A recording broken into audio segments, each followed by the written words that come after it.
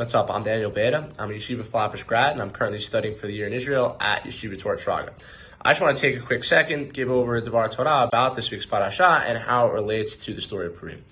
So in this week's parasha Terumah, we are introduced to the concept of the Mishkan when the pasuk says, "Va'asuli mikdash v'shachanti betocham," meaning we should literally build a place for Hashem to dwell inside of.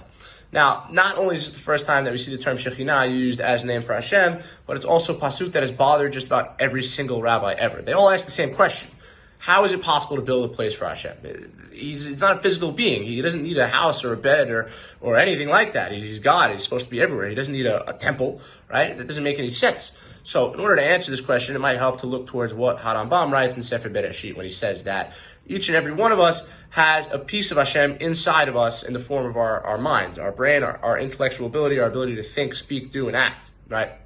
So when the pasuk says build a place for Hashem, it doesn't literally mean build a place for Hashem. It means build a place for us, the people, to go worship Hashem using this gift of God. Meaning for us to establish a connection and act as branches of Hashem using the Mishkan. It's not for Hashem himself, it's for us.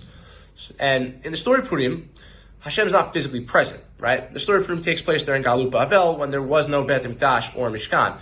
And as we know, his name is never even written in Megillat Esther. But if you take a closer look, you can tell that Hashem is really the one pulling the strings, right? If you look at Mordechai and Esther's actions, you can see that they were acting in a way that you can tell that they were using the piece of Hashem that was inside of them, right? They were acting as leaders of the Jewish people, using this gift of God, and they were eventually able to help lead the Jewish people out of Galut and rebuild the Beit HaMikdash. Now, in today's world, we can't physically see Hashem, and just like we don't see Hashem's name written in Megillat Esther. Rather, Hashem can be seen inside each and every one of us. And just like Mordechai and Esther did, we need to take initiative using this gift of God that has been placed inside of us and make a difference wherever we can. We need to act as a light onto other nations, as the Torah says, and try and do good wherever we can, right? And only once we accomplish this are we able to escape from Galut, return to Eretz Israel, just like in the story of Purim. Shabbat Shalom.